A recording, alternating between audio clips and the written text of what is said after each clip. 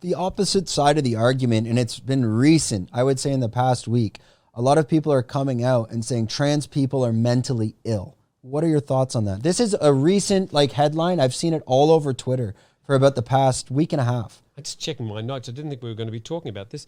What do I think about it? I think anybody that... No, I don't want to get into the politics. I don't think they're mentally ill. There's just a whole lot of grey when it comes to sexual dysfunction. There's a lot of grey between the black and the white. And I think the more we know and the more we acknowledge that there are so many shades of grey, the better understanding and the more tolerance we'll have. But certainly a mental illness can come to anybody. Being transgender is not one of them. But of course, transgender people, like anybody else, can suffer from depression.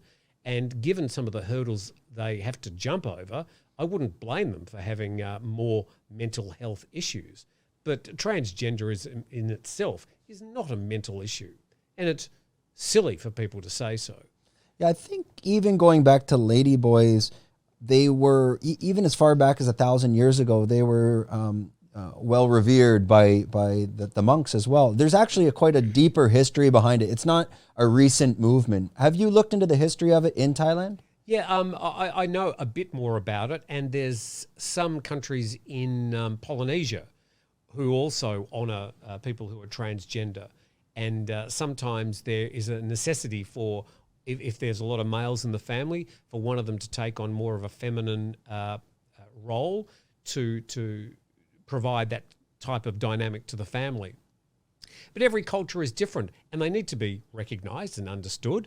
And I've got no problems with further studies being done into these things and into the history and the cultural dimensions. But at the moment, it's become a political football, which is absolutely ridiculous. Politicians need to stay out of this stuff. As I said, what happens in the bedrooms around the world is of no interest, or should be of no interest, to politicians, who really, at the end of the day, should be fixing the roads and,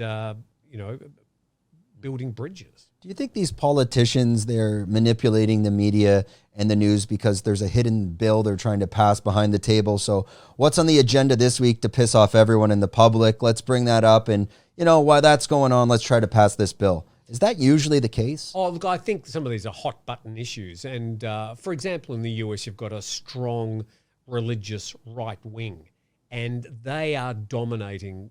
And I think they're using a book written 2,000 years ago by ignorant sheep herders as a way of defining American politics. And these hot button issues do make the headlines, but they're not really things that I think are even slightly worthwhile in talking about. Here in Thailand, I mean, in the next, before the end of this year, there will be a bill to introduce same-sex marriage in Thailand. And I guarantee that it's just not going to make the headlines. There might be some story saying the bill's coming up or the bill's being debated, but I guarantee on social media there just won't be a fuss about it. Not anything like some Western countries that were sort of going, oh my God, the world's going to end. The sun won't come up tomorrow if we introduce this bill. Of course, that hasn't happened in any of the countries that have introduced same-sex marriage. And people would ask, with Thailand, with sort of from the outside having such a free approach to sexual norms from the outside, would ask, why don't they have same-sex marriage already? But I think it's just a natural transition. It'll happen, probably happen before the end of this year. I wasn't aware of that. And also here, it's so diluted now. Everyone's used to it. You don't blink an eye. It's not something you would... maybe 20 years ago back in the West, where people would kind of give a second look. I think it's has that really ever existed in Thailand, or it's just always been there? Yeah, again, as Westerners looking from the outside, we go, wow, what a sort of a free and easy, sexually revolutionary society it is. But in Thai families, they're still quite deeply conservative, and it's one of those things that is not discussed. That, of course, is changing with a younger generation coming through. But there is definitely a contrary to what we see as Westerners, there's still quite a conservative dimension in Thai culture towards same-sex marriage.